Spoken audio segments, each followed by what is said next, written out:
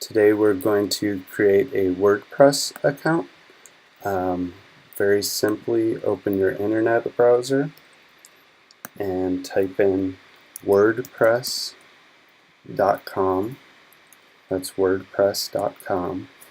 If you've used WordPress before and would like to use the account that you've previously used, you remember the password and everything like that, feel free to log in and just wait for us to finish. We can talk about anything else you need to do later. For the rest of you that are signing up for the first time, hit the Get Started button, and you'll need to think of an email address that you check regularly. It can be your IUP address, it can be your any account that you check pretty regularly. I'm going to use a Yahoo address because that is easy for me to do right here. You'll notice it gives you suggestions for username and blog address. One thing that I would highly suggest is make sure that your username and blog address are the same. Here they are different, so I would change them to make them the same.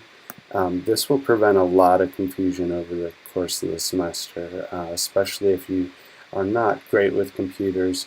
That'll help you out by making sure they're the same.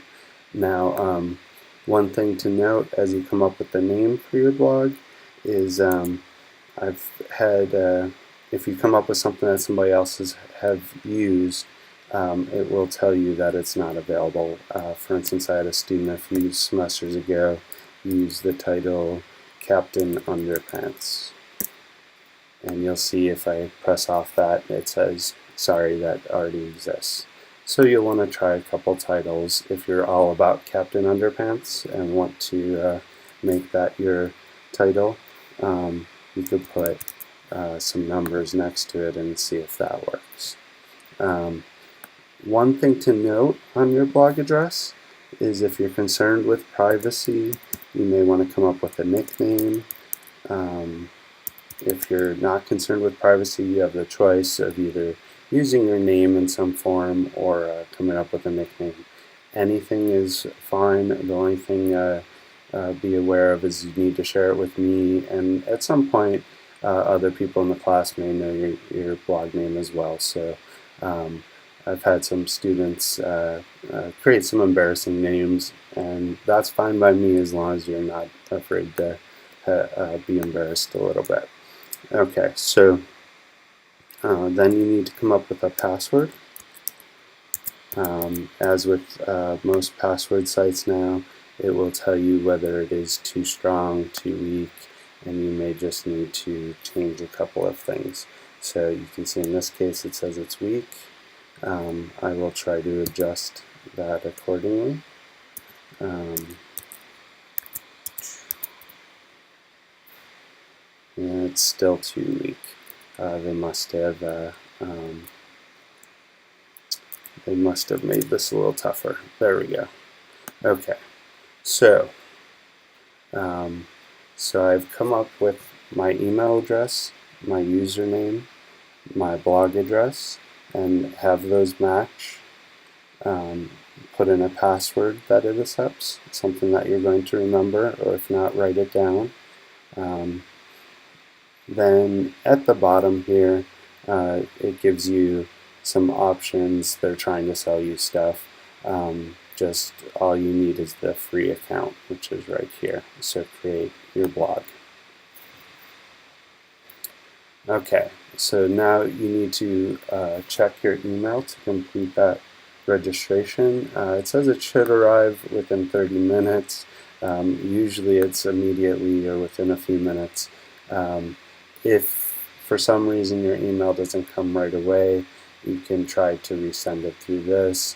In the meantime, you can just watch and try to remember what I show you with how to set up your blog. So retrieve your email.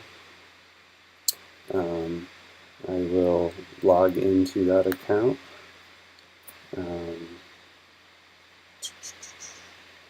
Okay, sign in.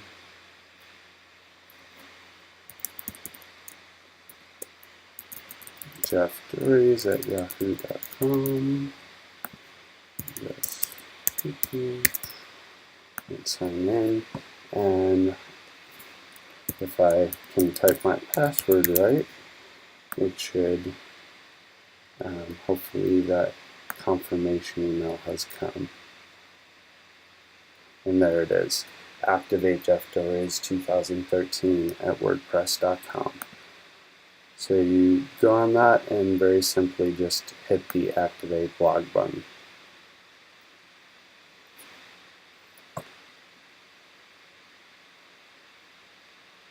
So what comes up is basically steps for setting up your blog. Your blog title should be at the top. And then sometimes you have a tagline. I'd recommend something, you can always change this later, along the lines of a composition 101 or 202, if you're in my 202 class, composition 202 blog. You can change it in any way you want, be as creative as you like. Obviously, we keep the language in English. Next step, choose a theme. There's a whole bunch of themes here. You can show more. One thing to keep in mind is you can change this theme. It might take a few minutes to adjust some things as you change it, but you can change this theme later. Also, keep in mind some of them have this little dollar tag next to them. Obviously, unless you guys are independently wealthy, you do not want to use those. Choose one without the dollar tag next to it. So I'll choose this one, Dusk to Dawn. And what comes up next is how you can customize it. You could do this now. I'm going to suggest that you do this later. Customize it now, and you can choose how many columns you want, where you want different sidebars, what you want on your sidebar, custom background, you can put your own backgrounds in, and a whole different options here. But for now, just use the basic settings and go to next step. Okay, it says create your first post. Very simple. Let's just create a post just for the sake of it here. Just hit first post. We can delete this later, but just to get things going, let's do this. So first post, if you're not concerned with privacy, just put something simple like my name is Jeff, or my name is your nickname that you chose, etc. Don't worry about this tags option for now. That's not something we're too worried about for now. And then you can hit publish post.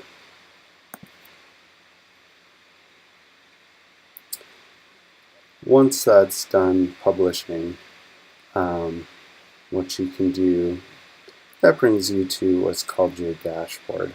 We're going to continue this on a second video, and I'll show you where to go from here then.